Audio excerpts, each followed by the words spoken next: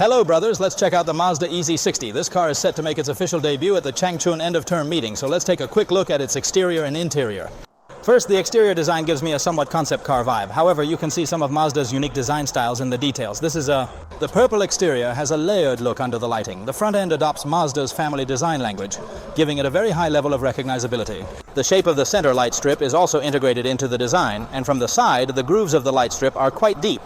From the side, it gives a very three-dimensional feel. It uses a split-type headlight design. The upper part houses the daytime running lights, and the lower part contains the high and low beam headlights, all of which are LED with lenses. On the badge area, it features a wind guide groove for air intake and exhaust. Additionally, on both sides of the bumper, it has designed such ventilation holes. During driving, it can reduce certain wind resistance. Below the bumper is an actively closing bumper support. The front bumper has 6 radar points, and the car is equipped with front and rear parking sensors. Overall dimensions are 4850mm length, 1935mm width, 1600mm height. As for its positioning, it's a mid-size SUV. From the side, the body is relatively elongated and the overall stance is quite low. The rear windows also feature wind guide grooves for air intake and exhaust, clearly demonstrating that Mazda has dedicated substantial effort and innovative strategies to enhance the vehicle's aerodynamic design on this occasion. Chassis uses 5-blessing pedal sphere. The robust aluminum alloy wheels are expertly fitted with premium Michelin tires, each accurately sized at 255s or 40 R21. Inside is a variable damping shock absorber that can adjust its stiffness based on road conditions and our driving needs. This is the rear. At first glance, the taillights appear to be a seamless design. In reality, when lit, they are segmented, and the taillights on both sides still retain Mazda's sole design style, featuring small semicircular shapes on both sides. Below, the bumper has 6 radar points. This car is equipped with rear parking radar and an assisting parking function, which is very helpful for novice drivers when parking. The trunk opening button is located on the windshield wiper. Press it once. This is an electronically operated trunk. When the rear seats are not folded, it offers a capacity of 350 liters. Inside, there is a fog curtain, and as you can see, the door threshold is designed to be quite low, approximately up to my thigh. At the thigh level, making it easier for us to take things, below the panel are some handy tools. The rear seats also support 4-way folding, allowing for increased flexibility in seating arrangements. After folding, let's examine the space performance, and I think the flatness is quite good.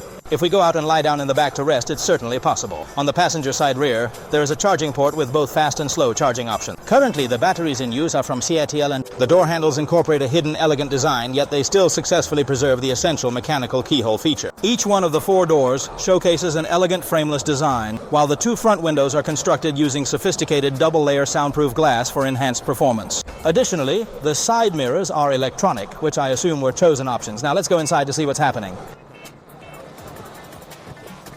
Take a look at the thoughtfully crafted overall interior design. On both sides you will find advanced electronic vision side mirrors, and the interior mirror also functions as a streaming media mirror. Color-wise, it features a combination of purple, white, and black. The most striking element is this large screen it uses. It features a 26-45-inch 5K display, and it's a single seamless panel instead of a modular setup. The overall picture appears highly detailed and doesn't reflect when viewed from the side. It uses a 4nm automotive trajectory chip, which can operate stably between 40 degrees and 125 degrees.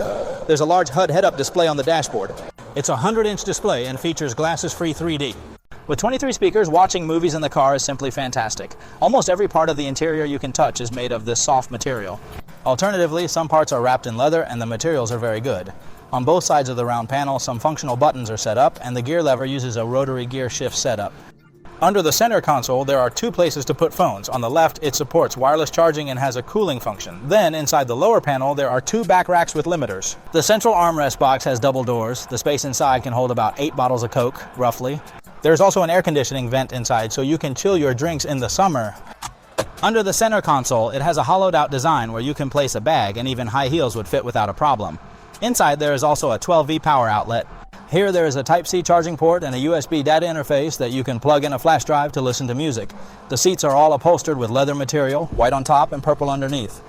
In the middle, a gray cloth material is paired, making the overall design quite exquisite. Also, you can see that the top has this kind of perforated treatment. The seats are more supportive, not overly soft. Additionally, the 2 front seats come with zero-gravity seating mode. They have electric leg rests. If you're tired of talking, you can hop in the car and take a break. The 2 front camera panels each have a makeup mirror and a light. Then the passenger seat has a stretch setup. The entire roof features a canopy design with a large area. It has electric sunshades that block the sun in summer and allow light in during winter. In terms of safety features, this car comes standard with 9 airbags and a high-strength structure accounting for 86.5%. Additionally, it is equipped with L2 level driver assistance across all models, ensuring consistent safety regardless of the trim. Now I'm adjusting the front seats to a normal driving posture. As you know, I'm a 1.2 meter tall person. Let's take a look at the rear seats to see how the space performs when seated properly. There's approximately 2.5 to 3 circles of distance, which is completely sufficient. Tapping, tapping, tapping. There's also a small divider here. The entire rear floor is completely flat. Situated in the rear section, there is an independent climate control panel where you have the ability to adjust the passenger seat. You can also activate the rear seat ventilation or heating. Below here, there's an independent. In addition to a Type-C charging port, the rear backrest has been thoughtfully designed with 3 detachable headrests, and there is a convenient central armrest positioned in the middle. Inside, there are 2 back racks. When I sit in the rear seats, I feel they're slightly softer than the front seats. Look, they're softer, and this reaches just to where my legs are. Currently, the EZ-60 is available in pure electric and plug-in hybrid versions, so we can choose based on our driving needs.